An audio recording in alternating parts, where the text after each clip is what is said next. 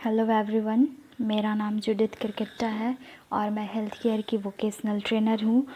और आज के इस सेशन में हम लोग पढ़ेंगे वैक्सीनेशन मीन्स टीकाकरण के बारे में। तो चलिए आज के इस सेशन को स्टार्ट करते हैं। वैक्सीनेशन, टीकाकरण। So Edward Jenner was the person who developed first vaccine. So 1796 में एडवर्ड जेनर द्वारा पेश किया गया था चेचक का टीका। तो यह विकसित होने वाला पहला सफल टीका था। तो उन्होंने देखा कि मिल्क मेड्स जिन्होंने पहले चेचक को पकड़ा था, उन्होंने चेचक को नहीं पकड़ा था और यह दिखाया था कि टीका वैक्सीन या इनोकुलेटेड वेरोला वायरस से सुरक्षित है।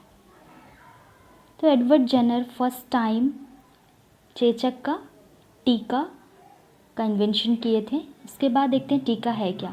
सो टीका मीन्स वैक्सीन एक जीवों के शरीर का उपयोग करके बनाया गया द्रव्य है जिसके प्रयोग से शरीर की किसी रोग विशेष से लड़ने की क्षमता बढ़ जाती है। तो किसी बीमारी के विरुद्ध प्रतिरोधक क्षमता मीन्स इम्यूनिटी विकसित करने के लिए जो दवा खिलाई पिलाई या किसी अन्य रूप में दी जाती है उसे टीका कहते हैं और यह क्रिया टीकाकरण कहलाती है। सो संक्रामक रोगों की रोकथाम के लिए टीकाकरण सर्वाधिक प्रभावी एवं सबसे सस्ती विधि मानी जाती है।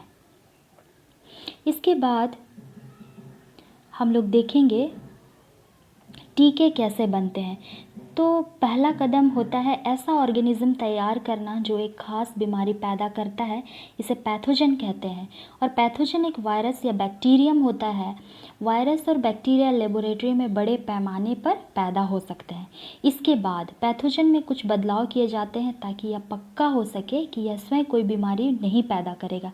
इसके बाद इस पैथोजन को अन्य टीके की चीज़ों के साथ मिलाया जाता है, जैसे स्टेबलाइज़र, प्रिजर्वेटिव। इस तरह टीका का एक डोज तैयार होता है। इसके बाद हम लोग देखेंगे टीकाकरण का महत्व, फ़ायदे और लाभ। तो टीकाकरण किसी बीमार बच्चे या व्यक्ति को दवा के माध्यम से ठीक करने की अलग प्रक्रिया होती है। तो टीकाकरण के फ़ायदे सीधे तौर पर दिखाई नहीं देते, लेकिन इससे आप अपने बच्चे को कई तरह की बीमारियों से सुरक्षित रख सकते हैं, जैसे कि खसरा और दिमागी बुखार, जिसको मेनिंजाइटिस भी कहा जाता है।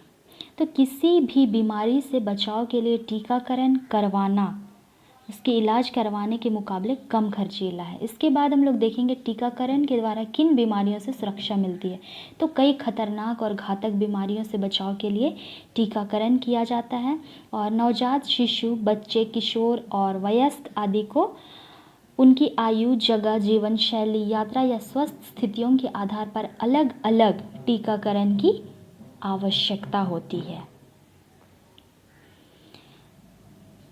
तो बहुत सारे खतरनाक बीमारियों से बचने के लिए, घातक बीमारियों से बचने के लिए टीकाकरण बहुत ही आवश्यक है, जैसे कि चिकन पॉक्स जिसको छोटी माता, डिप्थीरिया, फ्लू जिसको इन्फ्लुएंजा कहते हैं, hepatitis A, hepatitis B, HIV जिसको हेमोफिलस इन्फ्लुएंजा प्रकार बी कहते हैं, HPV ह्यूमन पेपिलोमा वायरस, खसरा, मेनिनगोकोकल्स रोग।